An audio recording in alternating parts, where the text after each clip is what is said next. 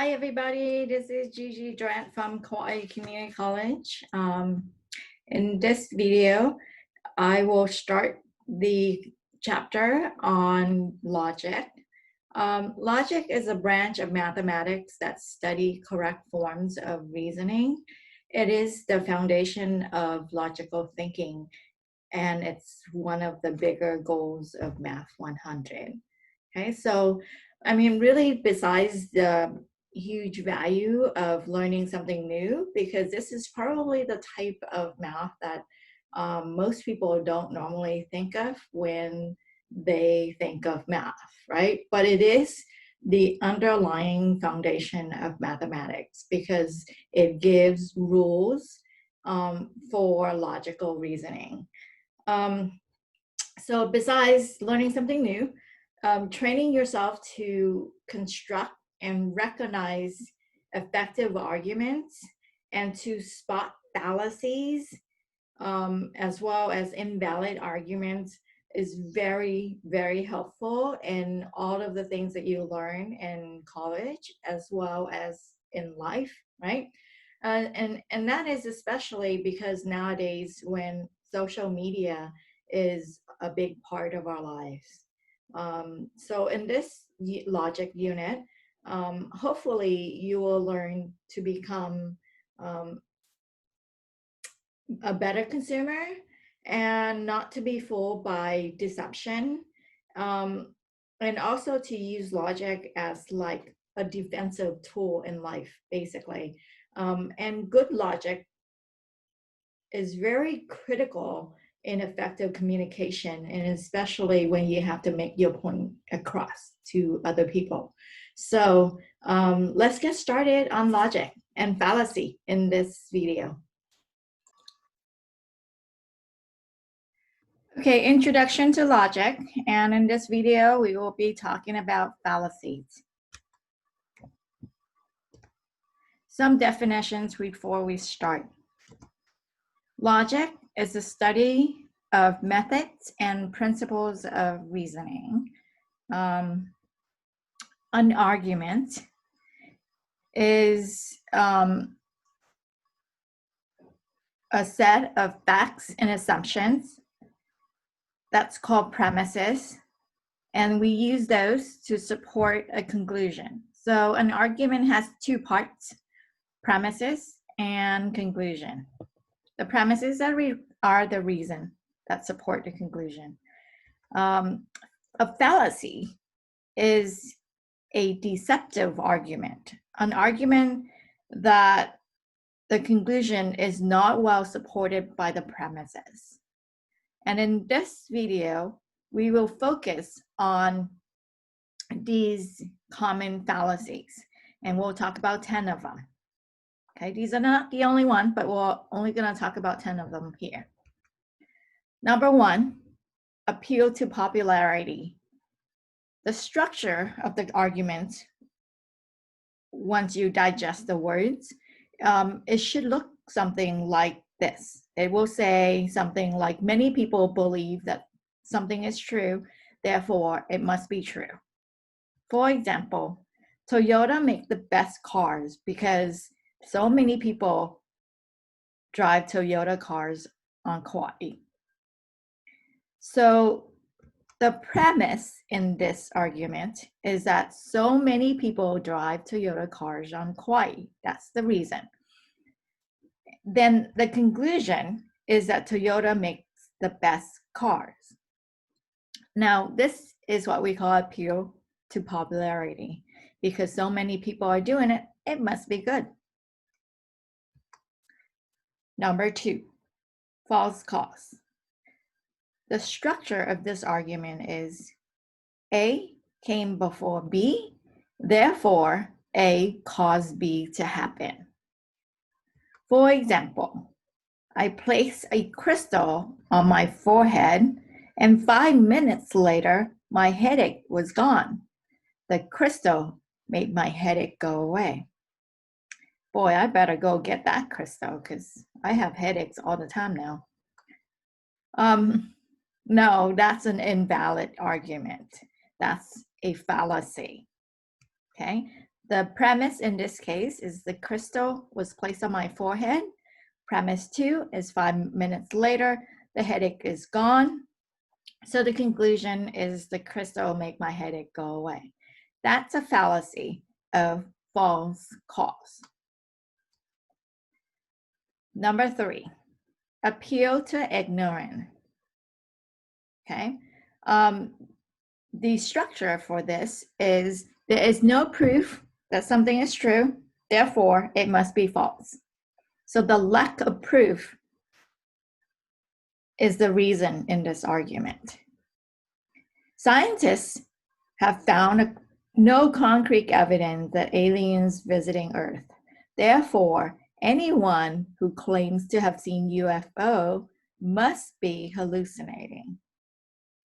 If that's the argument, the premise here is that there's no evidence that aliens are visiting Earth. Therefore, UFO must be false. Okay, so that's appeal to ignorance. Number 4, hasty generalization. The structure of this argument will look like this. A and B are linked only for once or just a few times. So then we can conclude that A caused B, or the other way around. That's a fallacy. Okay, for example, 2 cases of childhood leukemia have occurred along the street where high voltage power lines run. The power lines must cause the illness. The premise here is that 2 cases of childhood leukemia happen on the street where high voltage power line run.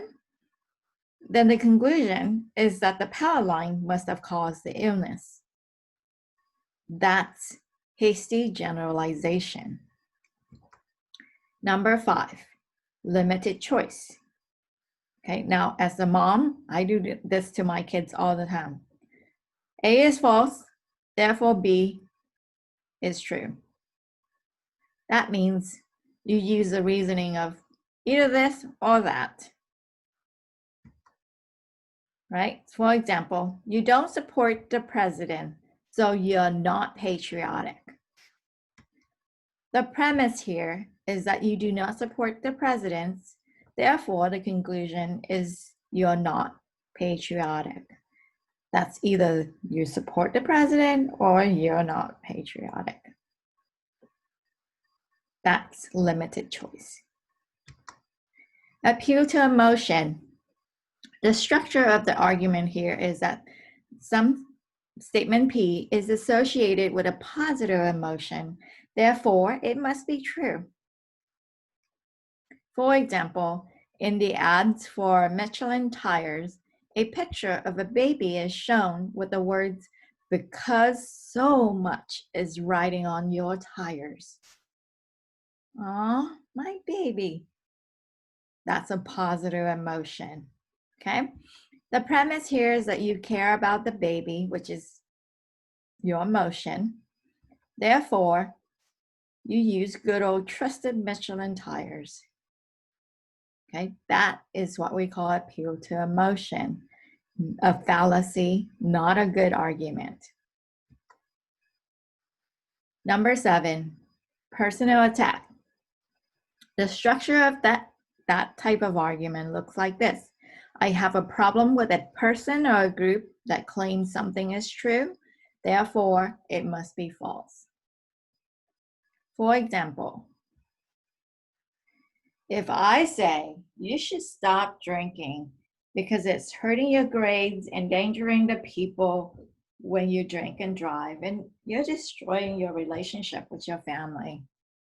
And John came to me and say, I've seen you do your share of drinking many times. Who am I to judge? Right? That's the argument. The premise here is that Gigi has done some drinking herself. The conclusion is that John shouldn't have to stop. Here, John, instead of arguing the issue of drinking, he attacked Gigi personally instead of arguing the issue. Number 8, circular reasoning. The structure of this argument is that the reason and the conclusion are the same, they're just stated differently. Therefore, it must be true. That's a fallacy. For example, society has an obligation to provide health insurance because healthcare is a right of citizenship. The premise here is healthcare is a right of citizenship. The conclusion is that the society has the obligation to provide it. Well, that really just means exactly the same, but stated in two different ways. And that is what we call circular reasoning. Number 9 is diversion, or sometimes you will see this as red herring. The structure of this argument is some statement P is related to Q, and I have an argument concerning Q, therefore P must be true. So instead of arguing about the issue at hand, you're arguing some mildly related issue, then you conclude that that issue that you were started out with was true. Okay, that's a diversion. So for example, we should not continue to fund cloning research because there's so many ethical issues involved. Decisions are made on ethics, and we cannot afford to have too many ethical loose ends. So here the conclusion is about the funding of cloning research where the premises or the reasons are about ethics. That's a diversion. Number 10, strawman. The structure of the argument is, I have an argument concerning some weird, distorted version of the issue. Therefore, I hope that I have fooled you into concluding that I did really argue about the issue. Okay, that's what we call straw man. For example, suppose that the mayor of a large city proposes decriminalizing drug possession in order to reduce overcrowding in jails and to save money on enforcement. His challenger in the upcoming election says, the mayor doesn't think there's anything wrong with drug use, but I do. Well, wait. The mayor did not say anything about his belief on drug use. Okay? So here, his proposal to decriminalization is designed to solve a problem of overcrowding jails, not about drug use issue. Okay? So that's what we call a straw man. When someone is making an argument based on a distortion of someone's words or belief. So the best thing to do for this unit or this section is to complete your fallacy identification handout.